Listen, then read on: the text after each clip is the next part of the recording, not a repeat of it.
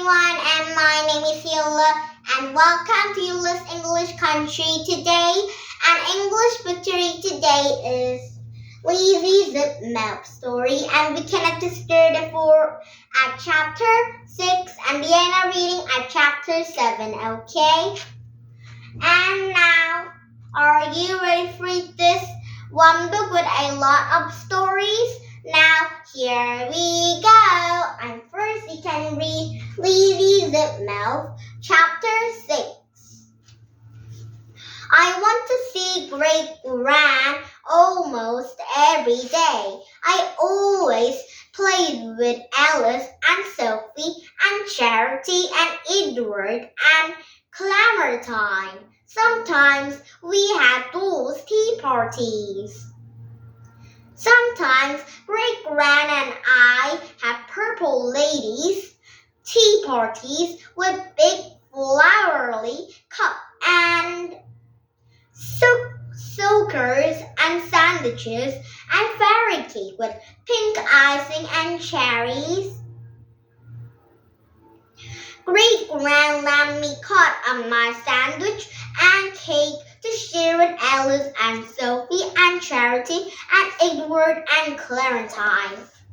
Once Rowie and Jake came too. Rowie was pulled to Great Gran, but he kept yawning, and when he got home he ran all the garden like crazy, leaping and whopping.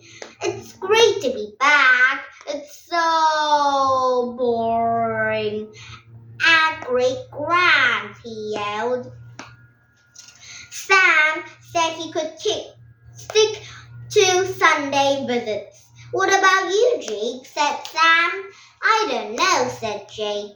I don't like those much, but I quite like the tea party. I might want to take all my Beanie Barbies. I frowned. Jake didn't play with his Beanie Barbies properly. He got all the silly excited and threw them in the air and made them have fights.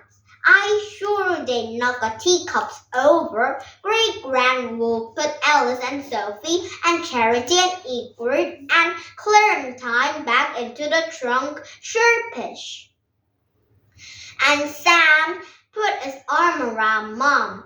I take it you're not into dolls and tea parties either? No way, dude, I'm never so glad Lizzie gets on so well with your Gran. I'm a bit scared of her, said Mom, giggling. Don't worry, she terrifies me, said Sam. She can be serious scary, said Rowie. She's so frowny, said Jake. Well, I like her, I said, and they all look at me. Lizzie spoke, said Rowie. Lizzie unzipped, said Jake. Mom and Sam were smiling all over their faces. I smiled back. Then I skipped into my bright bedroom to get my knitting. I was making a teeny blue scarf for Alice. Great Gran had twined me out tonight, and I twined Jake too. Jake said he was going to make a 13 rainbow sprite and skirts, one of each of Barbie's Beanie Barbies, but he'd only done 5 rows of first scarf so far. I nearly finished mine, but I seem to have dropped a servo switch somewhere. I needed to see Great Gran to ask her to fix it. We are going to see her on Sunday, the whole family, but on Friday night there was phone call. It woke me up. I heard Sam on the phone. He sounded very worried. When I peeped out of my bedroom and I saw his face was crammed up in a way Jake looked like he's about to cry. Oh dear, Lindsay, something very sad has happened, said Sam, coming upstairs. He put his arm around me.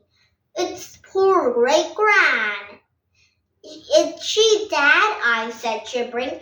No, she is not dead, Pat, but she's very ill. She's had a stroke. She can't walk or talk properly. She's in hospital. I'm going to see her now.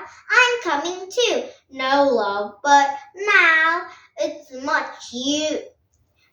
much too late. Look, you're shivering. You hop into bed with Mom while I go to the hospital. And Mom cuddled me, told me, tried to go back to sleep, but I couldn't. I keep thinking of Great Gran lying on her back in a hospital bed, unable to walk or talk, just like one of our dolls in the trunk. Now chapter 7, and tomorrow we started at chapter 7, and we are reading the story because the story just have chapter 8, okay? Just the end of reading at chapter 8. And I think Great Gran is very, very ill and don't talk or walk properly like Lizzie and Sam and Sam's little son, Jake and Rowie and Lizzie's mom. And that means it's very, very ill. But I like this story.